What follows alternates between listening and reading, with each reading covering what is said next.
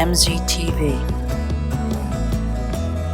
Christianity is a cult, and I can prove it. Why would I want to prove it? Because I want you to stay out of it. Most of my listeners are out of it. Most of my viewers are out of it. But for those watching over your shoulder, why is this guy, Martin Zender, this radical? What has he got against church? Why is he so against church? Well, church in the Greek simply means out-called group of people. It's not any out-called group of people that I object to. It's the teachings that come through that institution that I hate. And they're very infectious. People think they're going to go in there. Even some believers think, well, I'll just dabble in the organized assembly. Yet they end up being compromised because it's so seductive, so seductive. It's hard to resist it. Today I'm going to look at a phrase we read yesterday in 1 Timothy 4:1. It's a very strange phrase at first glance, but it helps to prove that Christianity is a cult. And it's so seductive, you just need to stay the hell out of it. Just don't play around with it. Don't play around with it. 1 Timothy 4:1. By the way, this is Martin Zender. Hello, welcome to another edition of MZTV. 1 Timothy chapter 4, verse 1. Now the Spirit is saying explicitly. This isn't Paul saying this. He's just being used as a middleman to get God's words to us. We always need to remember this in all scriptures, but especially in Paul. These are not Paul's ideas that he wants you to know. God has apprehended Paul in order to open up to us his mind and to give us details about what it is to worship him and what it is to worship the false system. Those are the only two things. The true God and Satan and the false system. The most deceptive of systems are those that imitate the true. This is why Christianity is the most dangerous, seductive religion, because it puts the name of Christ on the whole rotting enterprise. Does Buddhism do that? No. Does Hinduism do that? It doesn't even pretend to. Does Islam do that? Be serious. Jesus, when he returns, is going to say to a whole gaggle of people, "Depart from me, I never knew you, workers of lawlessness." Their objection to that is, didn't we do this in your name? Didn't we do that in your name? Didn't we do wondrous works in your name? And that's what he says to them. I never knew you. How could he possibly never know people who claim his name? And where are these people who claim his name? Are they in the deepest, darkest bushes of Africa? Are they in the Aboriginal communities in Australia? Are they in China? Are they in Japan? Are they in the Middle East, Saudi Arabia? Where are these people heralding his name? Only one place, ladies and gentlemen, and that is the Christian religion. Many will say to me in that day, many. I've said for years, and it's becoming more accepted now, but back when I was saying it in late 90s, early mid-90s, it was very withstood, even in the Concordant Publishing concern, that I was saying that Christianity is false. The whole religion is false. At that time, there was a term called Christendom that people like to box that out over here and say, well, this is the false thing, Christendom. Christianity is good. No. Christianity is rotten to the core. Rotten to the core.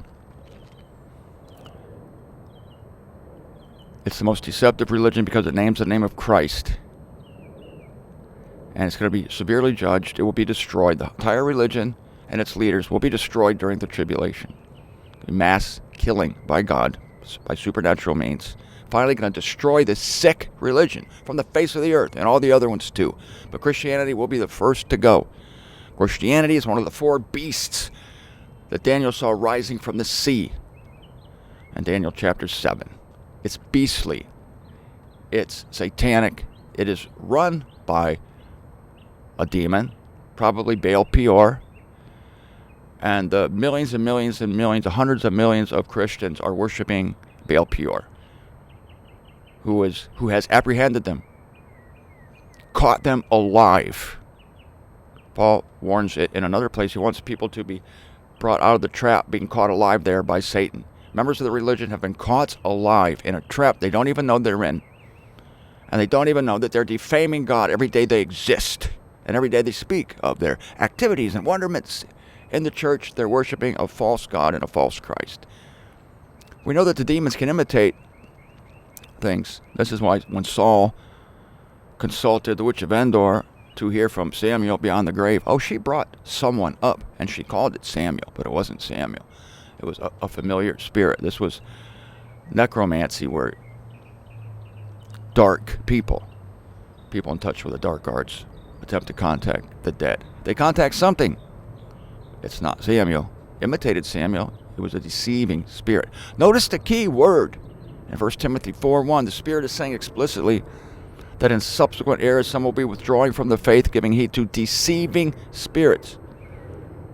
The same spirits that deceived Saul into thinking that he was talking to Samuel, he wasn't, are the spirits that convince billions that the Christian religion is a legitimate religion. And even some of our own are apologists for the Christian religion. Well, they're sincere people. So was Pilate. So was Herod. So were the Romans who drove the nails through his wrists. They were sincere people. They meant what they did. Very earnest. They believed in it. And you know what? Well, Christians, at least they believe in Jesus. You know who else believes in Jesus? Satan. Satan believes in Jesus. The Spirit is saying explicitly in subsequent eras some will be withdrawing from the faith, giving heed to deceiving spirits and the teachings of demons, one of them being eternal torment, in the hypocrisy of false expressions, eternal torment, a false expression, their own conscience having been cauterized. What is this cauterized conscience? Cauterized means to burn off. Something that is cut short, something that is destroyed. There is a book that I mentioned in my book, How to Quit Church Without Quitting God. It's by Bob Larson. It's called Bob Larson's New Book of Cults. You see, Bob Larson, years ago, set himself up as the mother of all cult detectors. He was the man in the Christian world who will tell you where the cults were, what the cults did, the doctrines of the cults. And because of the wonderful man, Bob Larson, we would all know how to identify cults. The diabolical evil thing was that Bob Larson, by setting him up as the mother of all cult detectors, deflected suspicion that his organization could be a cult. I wonder if the 21 characteristics of a cult fit the Christian religion. One would never suspect so, because a member of the Christian religion set himself up as the one who would tell you where the cults are. Just don't look at the man behind the curtain, okay? One of the earmarks of a cult, I think he had 24, 25, I don't know, characteristics. Oh, by the way, you can read about this in my book, again, How to Quit Church Without Quitting God. Each characteristic of a cult fit the Christian religion. The old saying, you have one finger pointing forward, you got three pointing back at yourself. Bob Larson, what a diabolical rascal this guy is.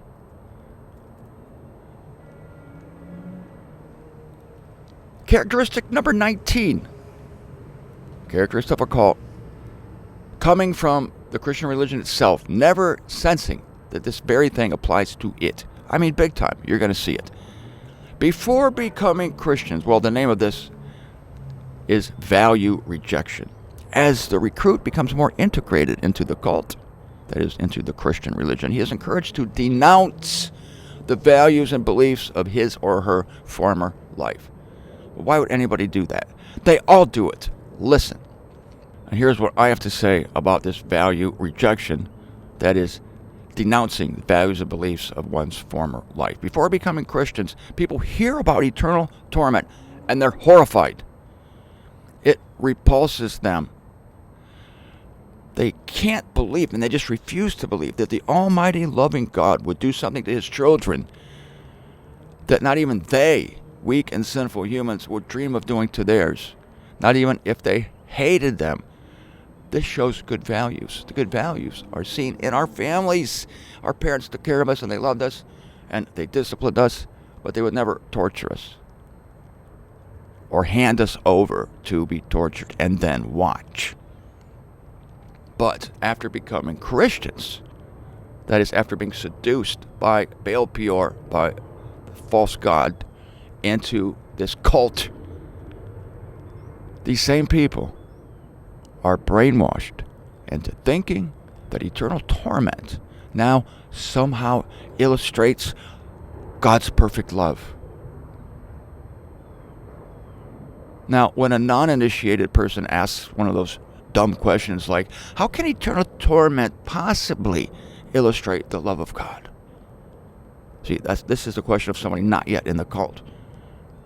The Christian, i.e. cult member, answers, well, you see, God's love is not like our love.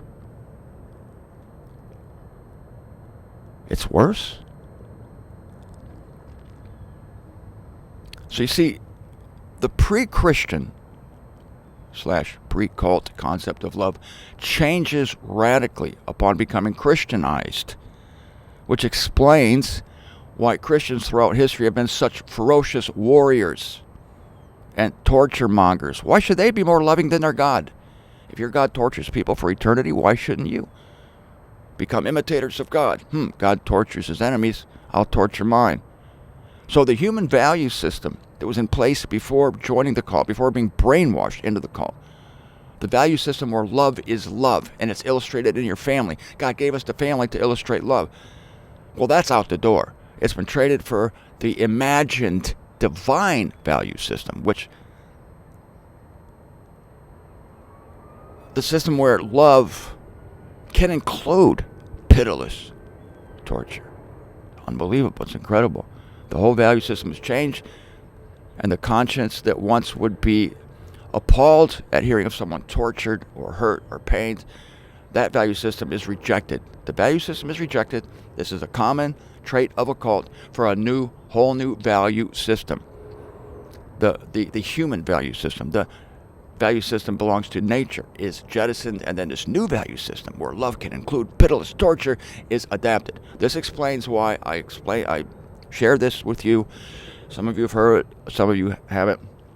Everybody knows my son Paul became a leader in the Christian religion. He was captured by these people, by these evil people. He was seduced into it. And he was able to tell me one day at a park bench in Delaware, Ohio, where we agreed to meet and have it out on these matters. I said to him, Paul, you're telling me if what you believe is true, and he's adopted every single false teaching of the Christian religion, because he has to. That's the organization he's in. I said, if what you're telling me is true, Paul, your grandparents, my parents, are now, as we speak, burning in hell. They're being tortured by a God who is supervising their torments. And you know what he did? He looked me straight in the eye and he said, yes, that's what I believe. I wanted to put my hand in front of his face and say, Paul, it's me, your dad. I know you're in there.